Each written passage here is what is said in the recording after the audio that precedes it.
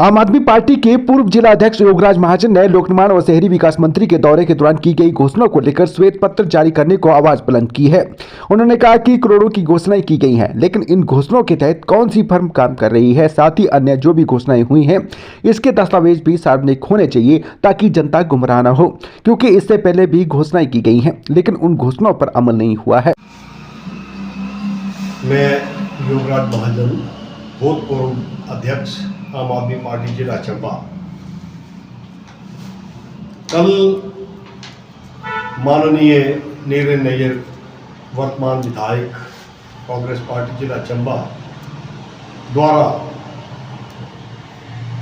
माननीय PWD minister के समक्ष जो कहा है, जो दिया है, वो पब्लिक को, जनता को भरमाने के लिए दिया है।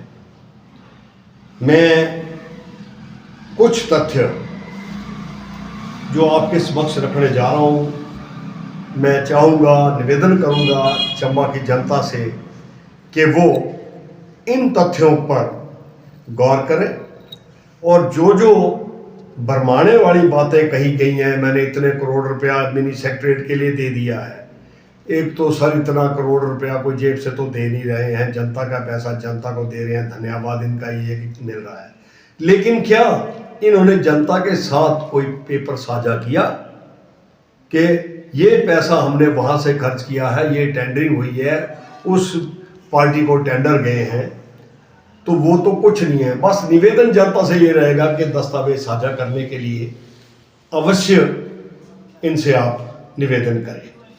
दूसरा, इन्होंने ये कहा है कि हेली सर्विस जो है सुल्तानपुर से ऑनवर्ड जाएगी आएगी, तो इसके लिए भी हाँ हमने ऐसा कर लिया है।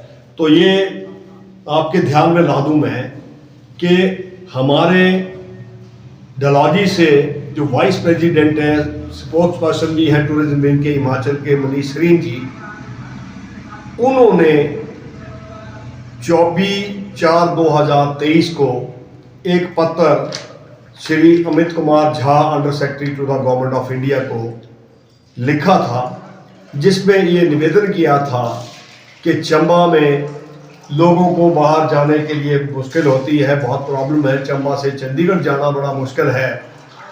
पेशेंट यहाँ से रेफर होते हैं जिनको यहाँ से 10-12 से कम घंटे नहीं लगते हैं। तो इसके लिए हमें हेली सर्विस और वाटर हेली सर्विस का मंजूरी दी जाए। उन्होंने अपने पत्र संख्या AV-2019/436/2018/AD डेट 5 जुलाई 2023 के अनुसार कुछ शर्तों पे इस चीज़ को मान्य कर लिया। पत्र मैं आपसे अभी साझा कर रहा हूँ, बराए मेहरबानी देखिएगा।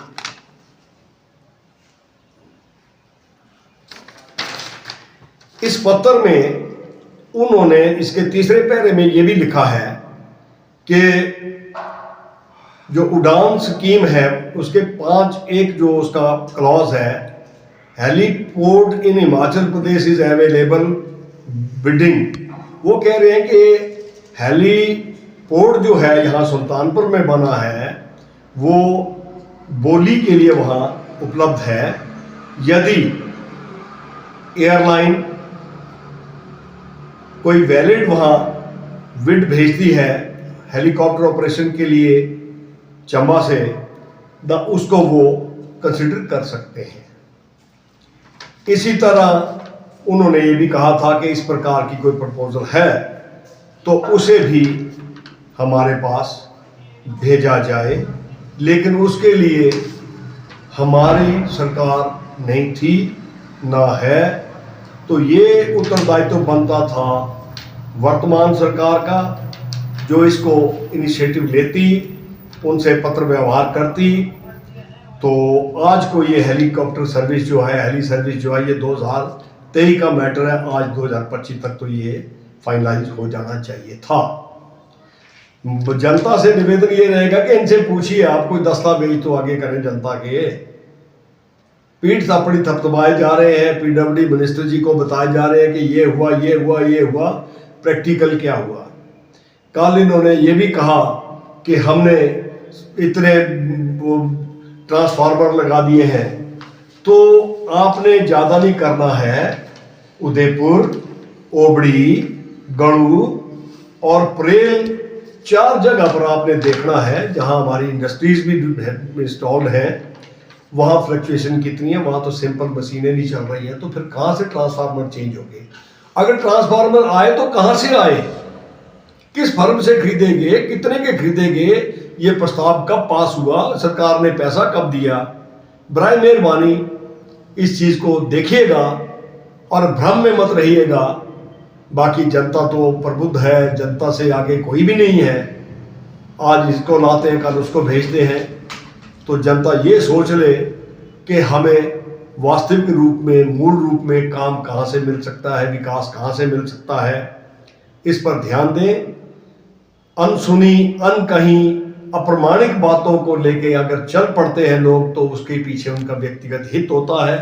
हम तो ये कहेंगे कि इम्पार्शियल होके, बिल्कुल पारदर्शी होके, अपनी सोच के हिसाब से आप निर्णय लें कि ये क्या सच है और क्या झूठ है। धन्यवाद।